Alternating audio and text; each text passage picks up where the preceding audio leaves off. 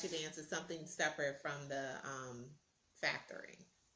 Correct. It's Okay. completely different, and it has a much higher rate, and Okay. it kind of keeps people in a vicious cycle where when you need more money, you either have to take out another one, or you have to get in a situation where there's a big balloon payment, and you have lenders have like with some homes, when you have a home, you take out and you decide that you want to, for example, use equity out of your home. So you have the first lien holder, which is your original bank, Right. unless you're using that same bank to get your line of credit from, that you're extending from your house, then the other person falls into the second lien holder. Most people in business do not want this whole position. So in order for you to be able to get some funding, further funding from someone else, now you have to, with this big balloon payment, you're trying to figure out how to get into it. Kind of is a cap. So we really need to make sure that we're asking the right questions when people offer you can get merchant cash advances, you can get funded very quickly, much faster than you can get for an accounts receivable, because there is some procedures that we have to follow by. Right, but the merchant cash advance, Marjorie, isn't a good benefit because it kind of gets you caught up in that vicious cycle of, getting the money and then you use it, then you pay it back. You kind of never pay it back because they have a higher interest rate, kind of like payday loans and stuff like that. Correct. Or even if the rate seems reasonable, if they format it that you have a big balloon payment. So it just is really, it's an option featured, really highly recommended for restaurants. Because they can show the income to be able to cover it and to get out of it if they really need to. Not for somebody who's just starting a business and they really don't, you're showing that you're tracking, but what happens for the days that things go down? Right. When you do this, the process of accounts receivable, you owe nothing when you finish pay. And it's a process where you're locked in for 12 months. But the thing is, initially, like anything else, a new driver getting insurance, whatever it is, the key thing I try to tell people, and I'm a person who used to do it. But over the years, I learned the value of sticking to what you know and what works well for you. If you put yourself in a situation where you are shopping a lot of loans and you're not getting stabilized within a company that has worked with you, you might say, you know what, the rate that I have right now, I'm just starting off, is I might not want to pay this rate right now. But if you work with that company and you continue to work with them, you will significantly be able to reduce your rate versus someone. So my 12 months is up. And you know what? I'm going to try my rate now with another bank. Okay. So that other bank, when they see you, they're going to think to themselves, I'm either going to get paid on the beginning, the front, or in the back. So so that loyalty aspect of it, staying with that bank, is the same thing works with your traditional bank. As it works with majority of the other banks. And as anything goes, it depends on the ethics of the person who is running the organization. So a lot of, as you know, that I partner with a lot of different lenders. Right. And of the people that I partner with, loyalty is really important. If I wanted to start doing fix and flips, my interest rate is going to be very high. But if I stayed using the same company for 2 other transactions, I would have a significantly lower rate that I would be given. And I would probably not have to materialize certain information just simply because that partnership and working relationship, the history has already been established. So some tips that you can give to some of the people on the Facebook Live is kind of, making sure that you're getting into what you're really looking to be in. So if they're looking to do payroll funding or invoice factoring or factoring invoice, you want to make sure that that's really what it is versus some of the other um, types of funding, which is the asset. What did you call it? I'm sorry. Okay, no, that's fine. It's asset-based lending. So Okay. so all of this comes under the heading. So and they abbreviate it as ABL. So Okay. what I will also I wanted to add, I made a note to myself to mention because I asked about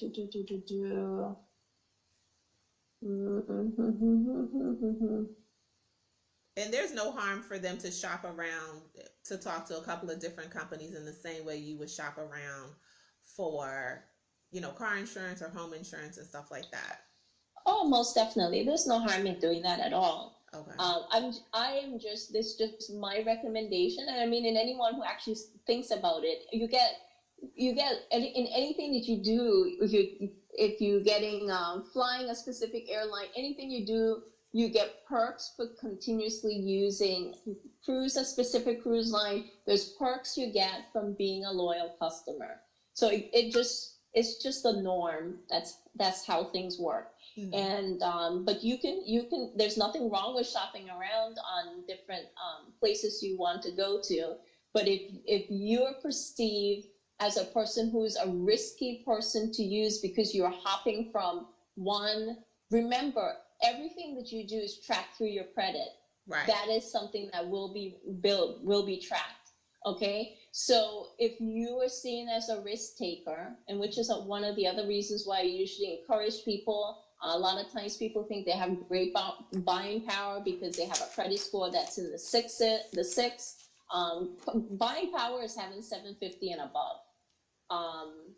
Yes, having 700 is good, but great buying power is having a 750 and above. And a lot of people don't have 750. I don't even have 750. So it's really good when you're in business. A lot of times what they do is they look at your personal credit because you're new in your business situation. A lot of times I recommend people to do SBA loans. And I actually spoke to quite a few of my lenders in regards to the payroll financing aspect of it, people doing pretty much like what you guys do. And ABL was really for the ABL, and which is the heading, asset-based lending, is also the main factor of something that I wanted to know. If someone wanted to get out of doing financing, from getting out of factoring, doing invoicing financing, what will be the next step as they started to stabilize? And it becomes what was highlighted was asset-based lending. So it's actual ABL, which is the main header of the subs up underneath it.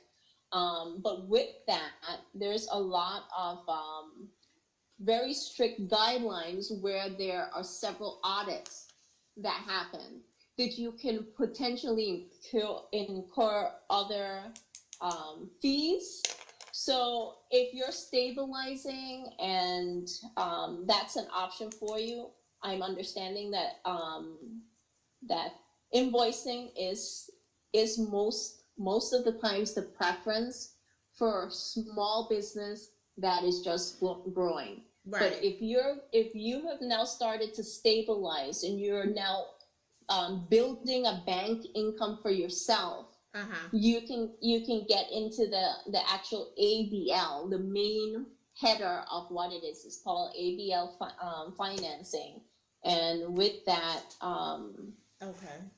there are a lot more strict rules, which means that the process is a little bit longer. There's a lot more digging into the particulars. You definitely have to make sure. So it's not more like we're just looking at your invoicing and saying, okay, we see that you have all these credit-worthy people. It's a lot more.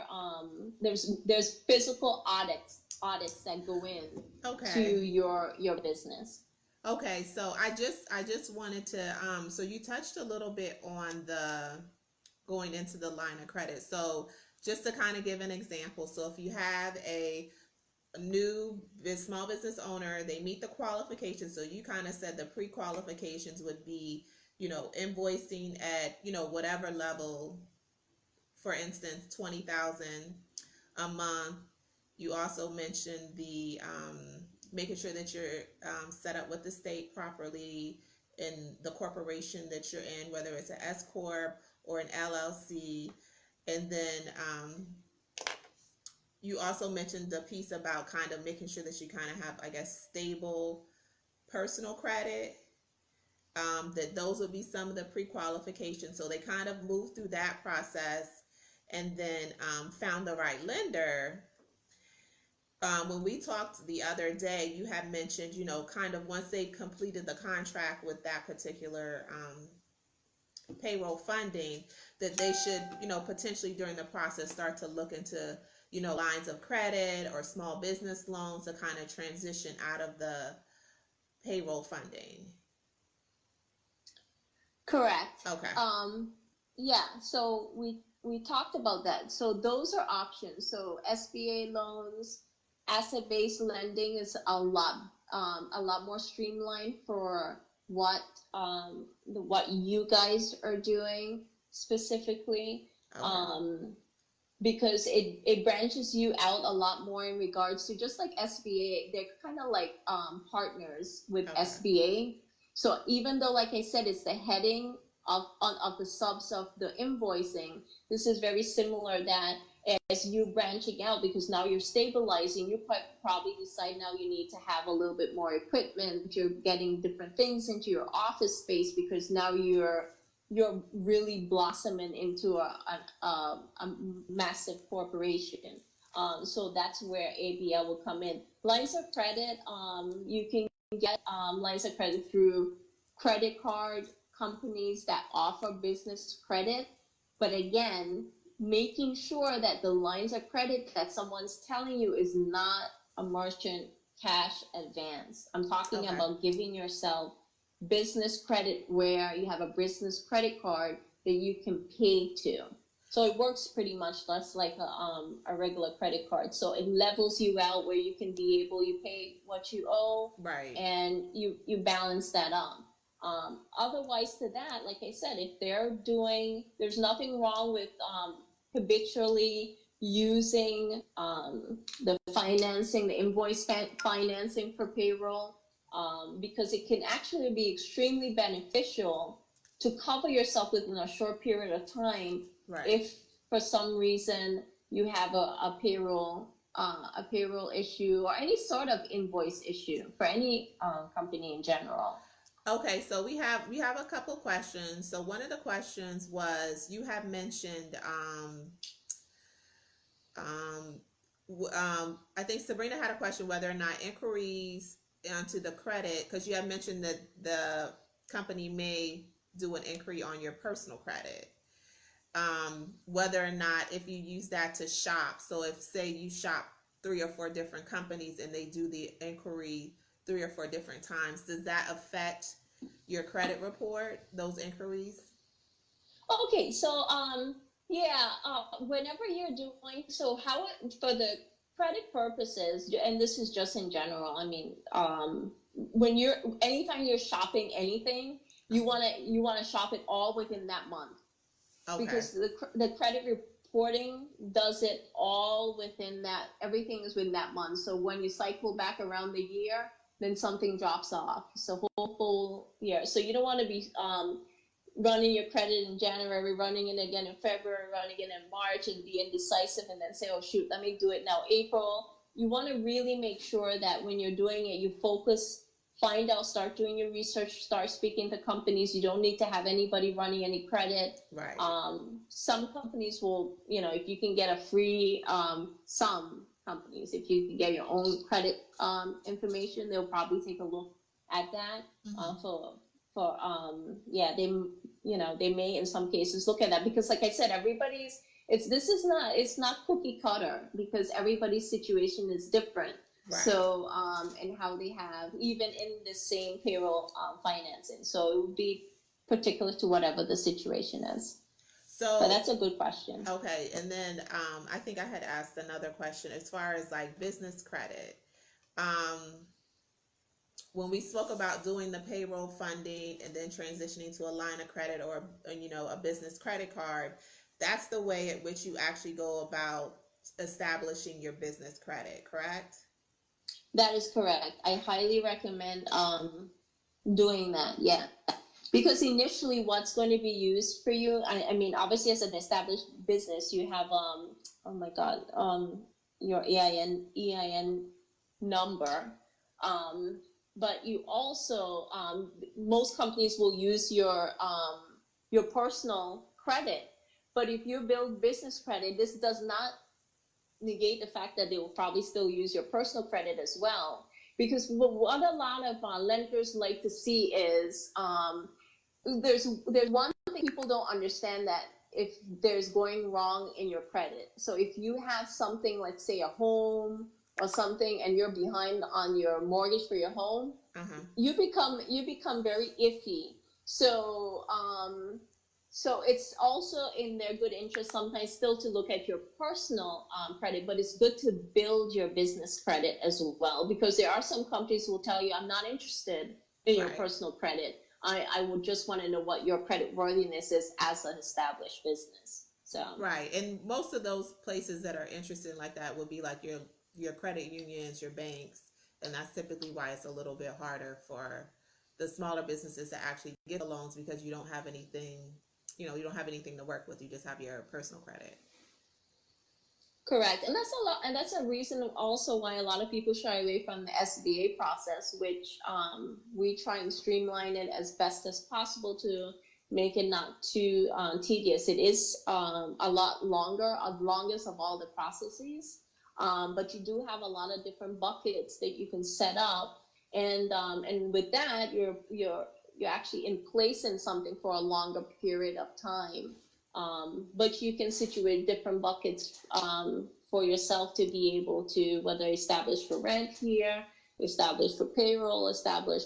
But a lot of people, when they're starting out, because people want to look at banks, traditional banks, want to look at, and even the banks that I deal with, some of them want to know that you've had the experience, and we take certain things into into consideration.